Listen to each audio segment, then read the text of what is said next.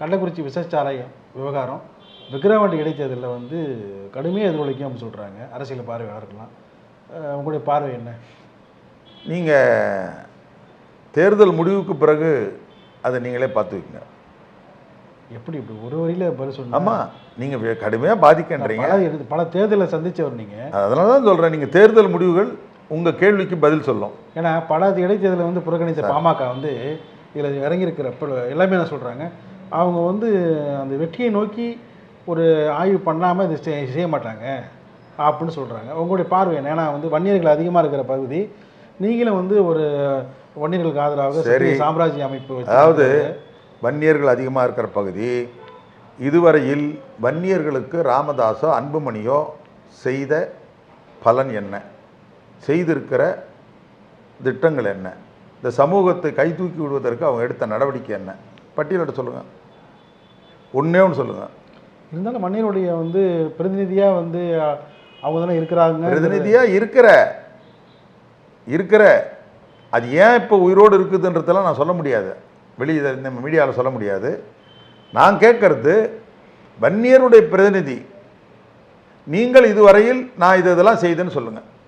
இப்போ நான் சொல்கிறேன் என் லெவலுக்கு வன்னியர் பொது சொத்து நல வாரியத்தை நான் கொண்டு வந்தேன். வன்னியர் வள்ளலாரால் எழுதி வைக்கப்பட்ட சொத்துக்களை ஒருங்கிணைப்பித்து வன்னிய சமூகத்திற்கு பயன்படுத்த வேண்டும்னு. ஆனால் அது கூடாது என்று தடுத்தவர்கள் பாமக. அன்புமணியும் பாலுவும் போய் அன்றைக்கு துறை அமைச்சராக இருந்த KKSR ராமச்சந்திரன் இடத்துல இது கூடாதுன்னு சொன்னவங்க. படையாச்சியாருக்கு அரசு விழா எடுக்க வேண்டும் என்று நான் முயற்சி பண்ணி அரசு விழா எடுத்திருக்குது. இப்போ வந்து அஞ்சலை அம்மாளுக்கு அரசு விழா எடுக்க சொல்லி அரசு இடத்துல நான் கோரிக்கை வச்சுருக்கிறோம். இதெல்லாம் நாங்கள் பண்ணுறோம். எங்கள் சக்தி. நான் வந்து சாதி கட்சி நடத்தலை, சாதியை கடந்து நான் வந்து எல்லா சமூகத்துக்குமான ஒரு அமைப்பு தொழிற்சங்கமாக நடத்துகிறோம். ஆனால் வன்னியர்கள் என்பவர்கள் ஒரு உழைப்பாளிகள், தொழிலாளர்கள். ஸோ அவர்கள் பாதிக்கக்கூடாது, ஏதாவது உதவி பண்ண முடியுமான்னு எனக்கு இருக்கிற அரசியல் செல்வாக்கு அதுக்கு பயன்படுத்துகிறோம். சாலை மறியல் போராட்டம் பண்ணோம், ஆயிரக்கணக்கானவர்கள் சிறைக்கு போனாங்க. ஒரு வீரம் செறிந்த போராட்டம், நம்ம அதில் வந்து எந்த குறையும் சொல்லலை. அதன் பிறகு வன்னியருடைய மரியாதை உயர்ந்தது. ஆனால் அந்த உயர்வை பயன்படுத்தி என்ன அறுவடை ஆச்சு இந்த சமூகத்துக்கு? நீண்ட காலமாக மருத்துவர் ராமதாஸ் வந்து இந்த மக்களுக்கு தானே போராடுறாரு. என்ன போராடுற நீ? மந்திரியான தவிர வேற என்ன? இல்லை, இடஒதுக்கீடு என்ன இடஒதுக்கீடு? இடஒதுக்கீடு போராட்டத்தில் தன்னை முழுமையாக தான் அர்ப்பணிச்சுக்கிட்டார். என்ன பெற்று கொடுத்த? இல்லை, அதுக்கு வந்து பார்த்தீங்கன்னா வந்து இப்போ 10.5% வந்து இந்த ஆட்சியில் வந்து நாங்கள் பண்ணி தரோன்னு சொல்லிட்டு போன முறை விக்கிரவாண்டி தேர்தலில் வந்து உறுதியளித்தது திமுக. நாங்கள் வந்து தனி இடஒதுக்கீடே வந்து கொண்டு வரோம் அப்படின்னு சொன்னது திமுக. அவங்க இது வரைக்கும் செய்யலையே. நீங்கள் வந்து பாமக தானே சொல்கிறீங்க, திமுக ஒன்றும் கேட்க மாட்டீங்க. நான் என்ன சொல்கிறேன், திமுக ஜாதி கட்சி நடத்தலை. இல்லை, அவங்க உறுதிமொழி கொடுத்தாங்க. நீங்கள் கேட்டது பாமகவை பற்றி என்கிட்ட கேட்டீங்க, அது சொல்கிறேன். திமுகவும் கொடுத்துருக்காங்கன்னு சொல்ல வரேன். ஏன்னா அது ரெண்டாவது கேள்வி. நான் சொன்ன பதில் பாமக பற்றி என்கிட்ட கேட்டீங்க. 10.5 விழுக்காடு என்பது வன்னியர்களுக்கு பயன்படாத ஒன்று. இப்போவே கூடுதலான சலுகைகளை நம்ம பெறாங்க வன்னியர்கள். ரைட், 10.5 கொடுத்தாச்சு. அது கண்டிப்பாக சட்டமாக்கணும். இது சம்பந்தமாக நான் 2 முறை முதலமைச்சரிடத்தில் பேசியிருக்கிறேன். அவர் துறை அமைச்சரோட சேர்த்து வழக்கு நீதிமன்றத்தில் இருக்கு. அவசரமாக தேர்தலுக்கு முன்னால் அதிமுக அரசு இந்த சட்டத்தை கொண்டு வந்தது. இப்போ அது அடிபட்டு போச்சு கோர்ட்டில்.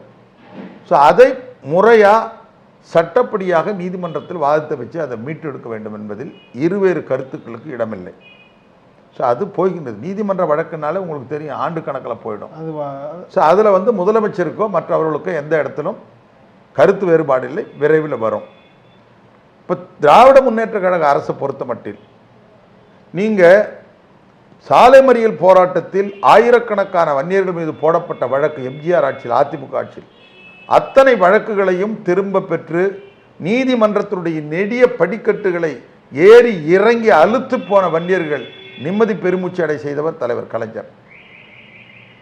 அவர்களுக்கு சமூக நீதி தியாகி என்ற பட்டத்தை கொடுத்து ஒவ்வொரு குடும்பத்துக்கும் 3 லட்சம் கொடுத்தார் இறந்தவர்களுக்கு.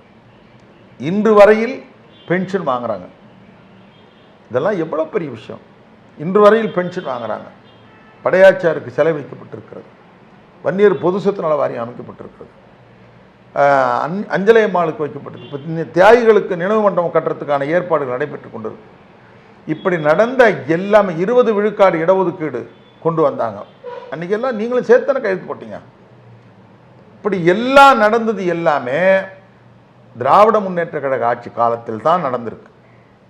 அதிமுக இந்த 10.5 கொண்டு வந்தார், வேற என்ன கொண்டு வந்தாங்க சொல்லுங்க.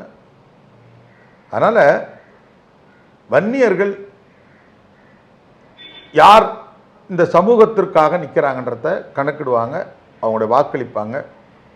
விக்கிரவாண்டி இடைத்தேர்தலில் திராவிட முன்னேற்ற கழகம் அபரிதமான வெற்றி பெறும். பாமக என்பது கூடா நட்பு, பிஜேபியோட போய் சேர்ந்திருக்குது. பிஜேபி என்பது சமூக நீதிக்கு எதிரான ஒரு கட்சி, ஆர்எஸ்எஸ் பிராமணர்களோட இருக்கிற ஒரு கட்சி. திமுக பாஜகவோட சேர்ந்திருக்க 2001 சார். நான் பாமக பற்றி பேசிட்டு வரேன். பாமக சமூக நீதிக்காக இடஒதுக்கீடுக்கான கட்சி. திமுக என்பது பல்வேறு கோரிக்கைகளில் நோக்கங்களில் ஒன்று சமூக நீதி, புரியுதுங்களா? அது மொழி, இன, பண்பாடு, கலாச்சாரம் இதோட ஒன்று. ஆனால் பாமக ஒன்றுமே கிடையாது, வெறும் இடஒதுக்கீடு தான் அவங்களோட நோக்கம். அப்போ நீங்கள் போய் அந்த கட்சியோட சேர்றீங்க. உங்களுக்கு வெற்றி வாய்ப்பு என்பது அதிமுகவோட பிரகாசமாக இருந்த பொழுது நீங்கள் அதை விட்டு அங்கே போய் சேர வேண்டிய காரணம் என்ன? வன்னியர்கள் கேட்க மாட்டாங்களா? ஓகே, அப்போது பிஜேபியாக கூட நீங்கள் சேர்ந்துட்டு நீங்கள் போய் விக்கிரவாண்டி தொகுதியில் நின்னா ஏற்கனவே பார்லிமெண்ட்டில் என்ன நடந்ததோ அதான் நடக்கும். ஒரு சமூக நீதிக்கான ஒரு கட்சி அதுக்கு எதிரான ஒரு கட்சியோட கூட்டணி வைக்கிறது என்பதை எந்த வகையிலும் ஏற்றுக்கொள்ள முடியாது, நியாயப்படுத்த முடியாது. எல்லாரும் என்ன சொல்கிறாங்க, கள்ளக்குறிச்சி விவகாரம் எதிரொலிக்கும் அப்படி சொல்கிறாங்க. அதை தான் நான் சொல்கிறேன். முடிவுகள், தேர்தல் முடிவுகள் உங்களுக்கு பதில் சொல்லணுன்றேன். அது வரைக்கும் பொறுத்திருப்போம். பொறுத்துருங்க. மிக்க நன்றி. Like, share and subscribe. Subscribe பண்ணாதவங்க இப்பவே சப்ஸ்கிரைப் பண்ணிருங்க. எங்களோட அப்டேட்ஸ் உங்களுக்கு வரணும்னா